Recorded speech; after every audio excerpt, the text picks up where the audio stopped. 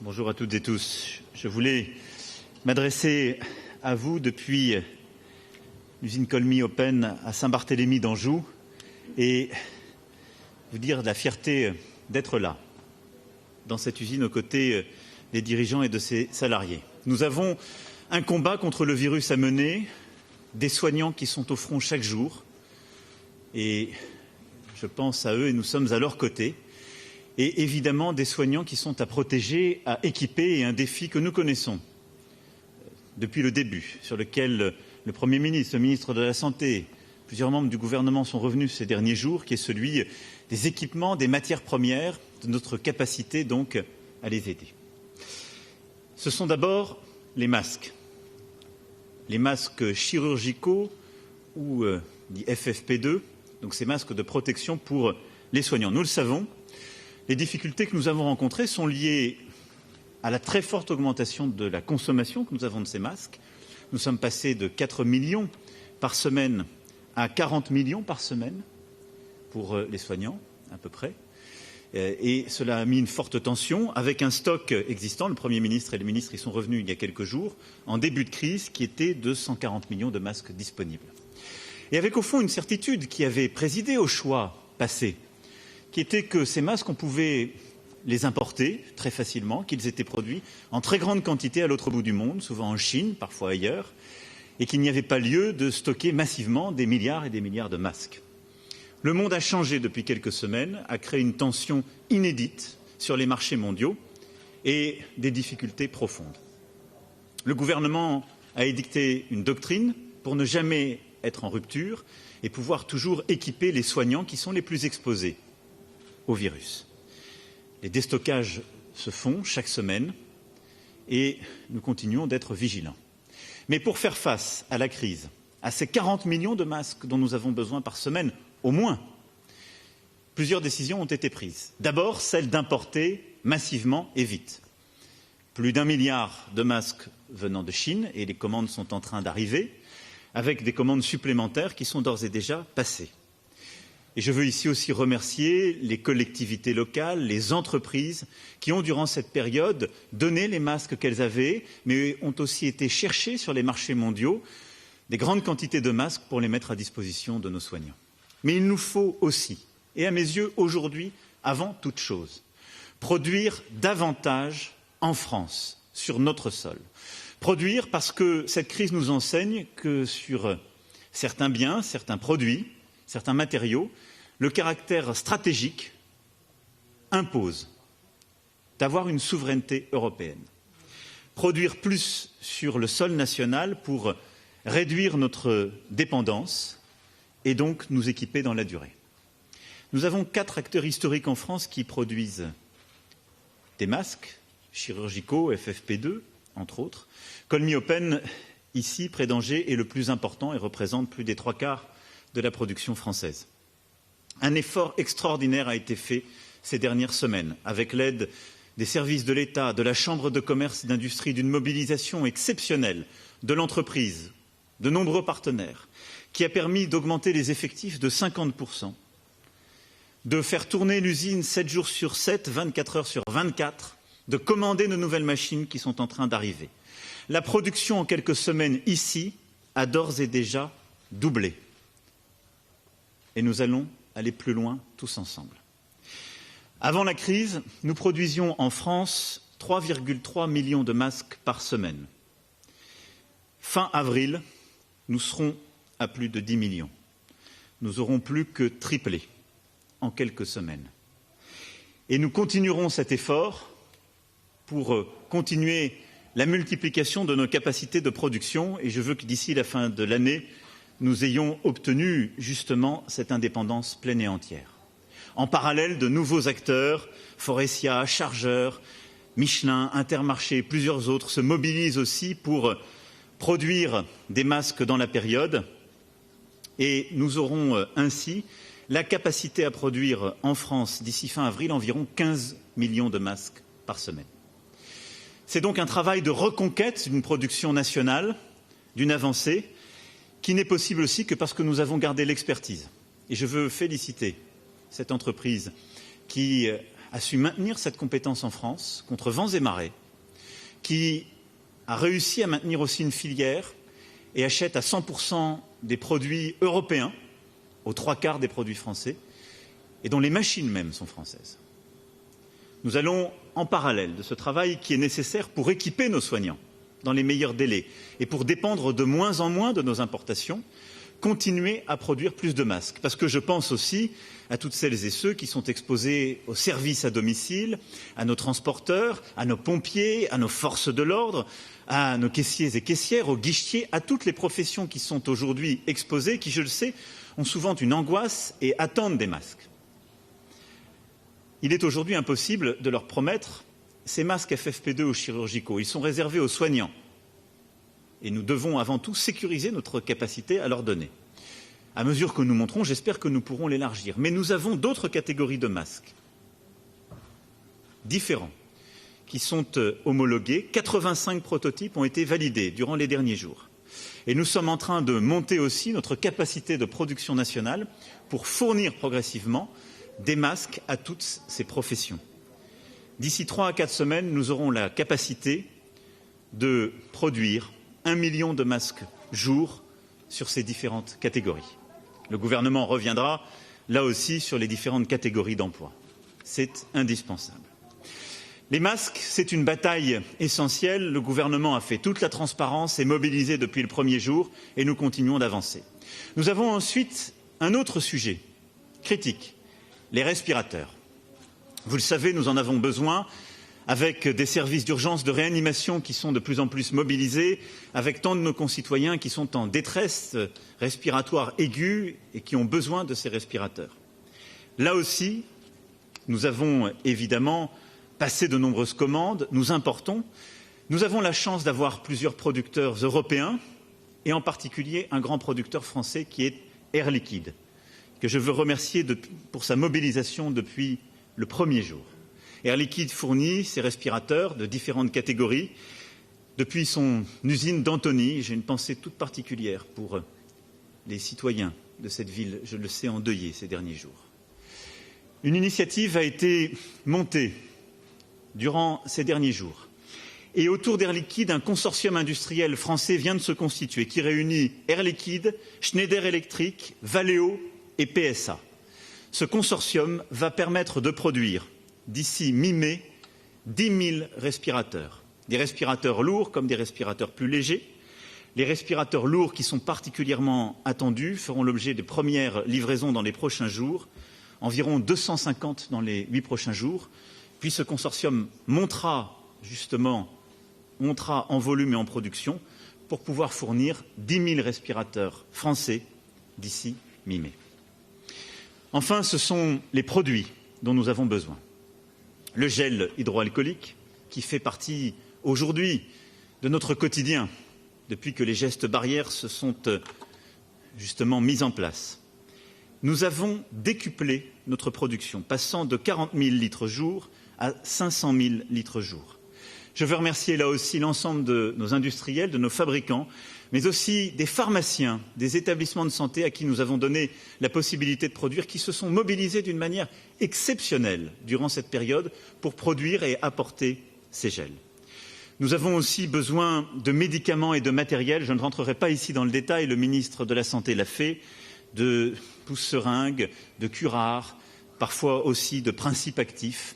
Il y a nombreux matériels médicaux, de tests évidemment, qui sont aujourd'hui soumis à une très forte tension sur le marché mondial, compte tenu de la crise que vivent tous les pays. Sur ces médicaments, notre stratégie est simple. Nous sommes en train de passer massivement, et nous le faisons depuis plusieurs semaines, nous passons massivement des commandes. Tout ce qui est produit ou peut être produit en France l'est, et nous montons là aussi en volume. Tout ce qui est en européen est aussi poussé en volume pour sécuriser les apports. Afin de financer tout ça, le gouvernement apporte une contribution et une dotation spécifique à Santé publique France de 4 milliards d'euros, qui permettra de passer ces commandes en médicaments, respirateurs et masques. C'est évidemment une contribution exceptionnelle qui montre la mobilisation aussi de l'État et de ses financements derrière cela. Vous l'avez compris, pour mener ce combat contre le virus dans un contexte où toutes les certitudes sont balayées, tout est revu et la tension sur le marché mondial extrême. Nous avons bien sûr une stratégie de commande d'importation, mais notre priorité aujourd'hui est de produire davantage en France et de produire davantage en Europe. Partout où nous avons des sites de production français, de monter en volume, d'embaucher, de pousser davantage nos capacités et de créer aussi de nouvelles capacités de production. Je veux ici remercier nos dirigeants d'entreprise, nos entrepreneurs de France, les salariés, les ouvriers de nos grands groupes, de nos ETI, de nos PME, qui sont mobilisés dans cette bataille, qui sont cette deuxième ligne dont j'ai parlé la semaine dernière. La première ligne est celle des soignants. La deuxième, ce sont ces femmes et ces hommes qui permettent au pays de continuer à tourner et qui permettent de l'équiper. Je veux les remercier et nous les avons applaudis tout à l'heure parce qu'ils sont là au travail avec courage. Ils sont là alors que parfois leurs familles vivent dans l'angoisse. Ils sont là alors que leurs enfants sont parfois, je le sais, à la maison et qu'il faut trouver une bonne organisation et qu'ils sont accompagnés par leurs entreprises. C'est un engagement exceptionnel que nous soutenons. Le jour d'après ne ressemblera pas au jour d'avant. Nous devons rebâtir notre souveraineté nationale et européenne. Nous avons commencé avant crise et vous m'avez souvent entendu vous en parler. Nous avons passé des réformes qui permettent à notre pays d'être plus compétitif. Mais il nous faut retrouver la force morale et la volonté pour produire davantage en France et retrouver cette indépendance. C'est ce que nous commençons de faire avec force courage sur les produits de première nécessité pour cette crise. C'est ce que nous continuerons à faire le jour d'après. Souveraineté. Souveraineté et solidarité. Car cela ne serait pas possible sans l'engagement de femmes et d'hommes qui ne comptent pas leurs heures et qui, avec courage, sont là pour faire avancer le pays.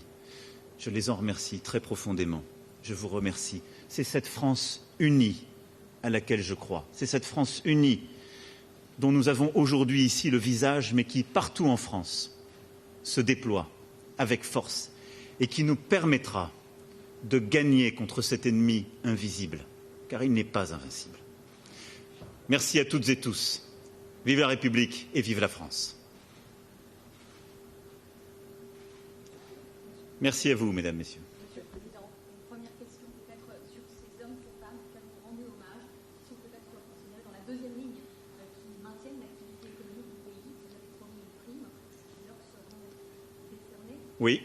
Est-ce que vous prévoyez de l'étendre et Alors, vous prévoyez de revoir son montant? Pour être clair, la prime, ce sont les entrepreneurs, les entreprises qui les versent. L'État, le gouvernement peut l'accompagner en décidant de supprimer les cotisations et impôts qui, normalement, accompagnent ces dispositifs. Le gouvernement aura l'occasion d'annoncer, à l'issue du Conseil des ministres de demain, les modalités, en effet, de la prime exceptionnelle que je souhaite voir verser aux salariés. Nous accompagnons, en effet, l'ensemble du tissu économique. Et alors que nous sommes en fin de mois, il est important de revenir sur chacun de ces leviers. Nous avons décidé des reports exceptionnels de charges, aussi de loyers et d'échéances qui étaient extrêmement importantes et angoissantes. Nous avons mis en place un dispositif de chômage partiel, en nous inspirant de nos voisins, mais en étant plus généreux qu'eux, dont le gouvernement a précisé les dispositifs, mais qui est aujourd'hui le dispositif de chômage partiel le plus généreux d'Europe et qui permet d'éviter le licenciement dans ces périodes de crise. Pourquoi nous le faisons? Parce que nous avons constaté, lorsque nous avons vécu la crise économique il y a 10 ans, que la France avait à ce moment-là détruit beaucoup d'emplois et donc de compétences. Donc, report de charges, d'échéances de loyer pour les entreprises, chômage partiel pour protéger les salariés et les compétences dans l'entreprise et maintenir au maximum l'emploi, et puis ce fonds de solidarité sur lequel le ministre de l'économie, des finances et le ministre de l'action des comptes publics sont revenus, que je veux très simple et qui permettra d'accompagner tous les petits entrepreneurs de France, indépendants, artisans, commerçants, TPE, et qui fait que quand on a perdu, dès le mois de mars, mais aussi en avril, plus de 50% de son chiffre d'affaires, ou quand on fait partie des catégories de métiers qui ont été fermées par le gouvernement, eh bien, on a une compensation par ce fonds de solidarité qui est d'environ 1 500 € et qui permet là aussi de tenir. Et puis, il y aura cette prime exceptionnelle. J'ai demandé au gouvernement de travailler à justement l'accompagnement de tous les fonctionnaires qui sont mobilisés et donc de pouvoir mieux valoriser les heures travaillées, en particulier en les payant comme les heures supplémentaires et un dispositif justement de prime. Et je souhaite que nous puissions aussi accompagner le secteur privé. C'est chaque entreprise qui décide de la prime qu'il veut verser, mais que nous puissions répliquer ce que nous avions fait l'année dernière avec une prime exceptionnelle. Les modalités en seront décrites par le gouvernement demain. Monsieur le Président, vous avez dit à l'instant avoir une pensée pour toutes les professions qui sont au contact et qui attendent des masques, mais en fait tous les Français sont en contact du virus. Si demain il y avait suffisamment de masques pour tout le monde, est-ce qu'on changerait de doctrine? Alors, il est trop tôt pour le dire. D'abord, quand on est dans une stratégie de réduction des contacts physiques avec les contraintes que nous avons mises au pays, le souhait est que justement on ne soit pas placé dans cette situation-là. Mais il nous faudra préparer l'après et il nous faut aussi pouvoir répondre à la fois à cette demande de protection, parfois qui répond à l'angoisse, mais qui peut répondre aussi à des choix très cohérents. Il est aujourd'hui trop tôt pour décliner une doctrine, mais je ne veux pas subir. Et donc, ma priorité, c'est de produire des masques pour les soignants et pour toutes les personnes qui sont exposées, parce que quand je dis les soignants, on a aussi, et c'est ce que nous avons déployé, les personnes qui sont dans les EHPAD, les personnes qui sont souffrantes, les personnes qui sont dans le médico-social ou dans le social, à qui il y a eu des livraisons exceptionnelles, mais en plus petite quantité de masques. Mais le gouvernement a fait livrer dans les EHPAD, auprès des associations qui accompagnent justement les personnes les plus démunies et les plus isolées, certains de ces masques, mais en plus petite quantité. Donc là, nous devons être en situation que jamais les personnels soignants qui sont au contact ne manquent de masques. Donc nous sommes en train de corriger la situation qui fait qu'on avait une contrainte qui était liée au stock trop faible par rapport à la rapidité de la propagation du virus, de cet afflux de personnes malades et les tensions sur le marché mondial. Donc ma priorité, c'est ça, c'est la stratégie que le gouvernement vous a décrite et c'est ce que je viens de vous annoncer en termes de capacité à produire. Quand nous aurons touché les commandes, parce que moi je ne crois qu'aux importations qui sont arrivées sur le sol français, donc quand nous aurons touché les commandes, quand nous aurons monté notre capacité à produire, donc d'ici à quelques jours, quelques semaines, nous pourrons alors avoir une planification de ce qu'on peut donner, c'est-à-dire comment on élargit justement les masques qui sont donnés, chirurgicaux et FFP2, au personnel soignant plus largement, et peut-être, progressivement aussi, plus largement au personnel médico-social, du monde social. Nous aurons à ce moment-là un choix à faire, qui est de savoir si on peut, sur cette catégorie de masques, dans la phase de crise, élargir à d'autres professions. Notre conviction, c'est qu'aujourd'hui, ce sont plutôt des masques qui ne se relèvent pas des masques chirurgicaux ou FFP2, mais qui sont ces masques d'autres catégories sur lesquelles nous travaillons, où des homologations ont d'ores et déjà été données et les capacités sont lancées, dont les propriétés sont un peu différentes, mais qui correspondent aux besoins, qui puissent être donnés à toutes ces professions. Et donc, je vous l'ai dit, d'ici à 3-4 semaines, nous devrons avoir une capacité de production d'environ 1 million de masques jour. À ce moment-là, nous allons affiner une doctrine dans les prochains jours de déploiement justement de ces masques pour prioriser les catégories qui sont les plus exposées. Je parlais de nos forces de l'ordre, je parlais des sapeurs-pompiers, je parlais aussi, tout à l'heure, des salariés le disait très justement, des transporteurs. Et progressivement, on l'élargira parce que, à la fois, il y a un besoin et il y a une demande sociale qui est là. Je la constate comme vous. Et donc, plus on voudra que le pays sorte d'une situation de crise aiguë, plus on devra accompagner cette sortie de crise aiguë d'une capacité à équiper. Vous avez justifié les choix passés. Est-ce que vous vous exonérez de la responsabilité de la faiblesse des stocks français? Non, sur ce sujet, mon tempérament n'est jamais de m'exonérer de quoi que ce soit. Mais j'ai un principe simple. Quand on mène une bataille, on doit être unis pour la gagner. Et je pense que toutes celles et ceux qui cherchent déjà à faire des procès, alors que nous n'avons pas gagné la guerre, sont irresponsables. Le temps viendra de la responsabilité. Ce temps viendra. Et il est légitime et démocratique. Et à ce moment-là, la transparence complète devra être faite. Mais j'appelle d'abord à la dignité et à l'esprit de responsabilité celles et ceux qui construisent des certitudes avec les connaissances d'aujourd'hui quand ça n'était pas celles d'hier. Vous savez, je pourrais retrouver les paroles de toutes celles et ceux qui vous expliquent les grandes difficultés, qui, quelques jours avant ma première allocution du 12 mars, expliquaient qu'il serait indigne de reporter les élections municipales, tout ça est une mise en scène du gouvernement, il va trop loin. Donc, tout le monde a appris. Et nous apprenons tous avec beaucoup d'humilité, parce que cette pandémie est inédite. Donc il faut avoir de l'humilité, tous. Ceux qui agissent, c'est ce que je demande au gouvernement, ce que je m'applique à moi-même, ceux qui commentent.